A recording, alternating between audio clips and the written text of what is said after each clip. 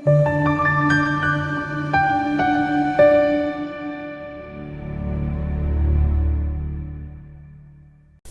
ukukhuluma nawe kwi-channel likaMupasoni. Ngikhulumela kakulona ekubusise. Whatever you do, whatever you touch, ngathi-ke ngabe impumelelo.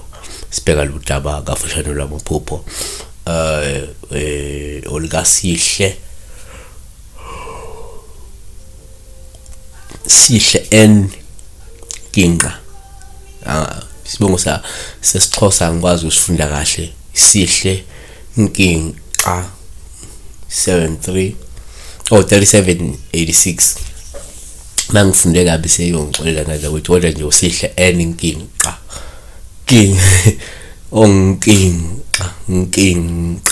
Kinqa yayi manje amagama strong ngibonga ibizeki futhi sona lezo zosithetha yonkinqa kuthi amen pastor asibingelele siphinde sibonge ngesihle.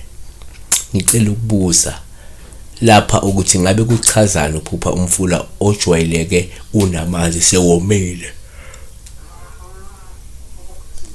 to a point where you actually walk on the riverbed, stones that you would have never in your life kube ebekhona lamanzi.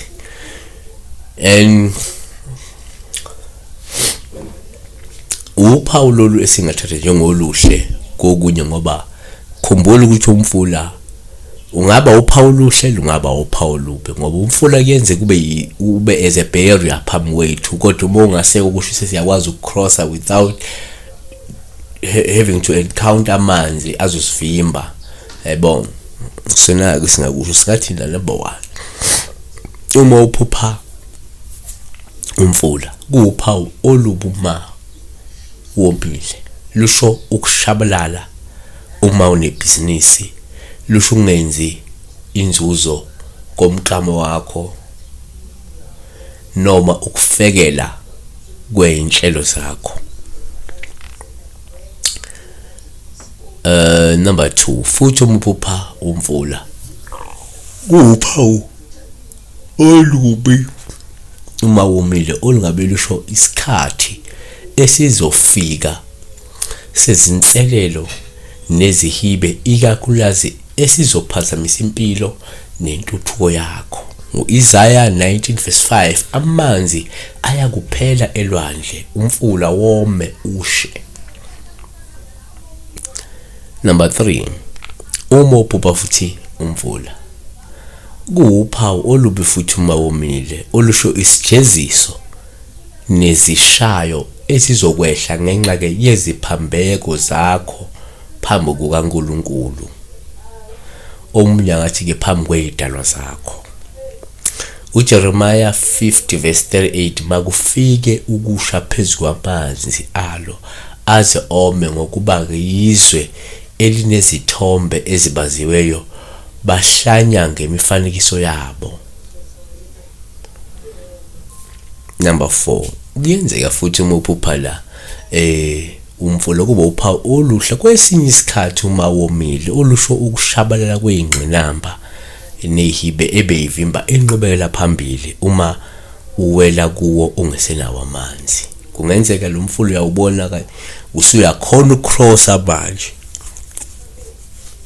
Lento isisho ukuthi kungenzeka kunesihibe seminyaka kade sikuvimbile esesizosuka manje esesizoqhela.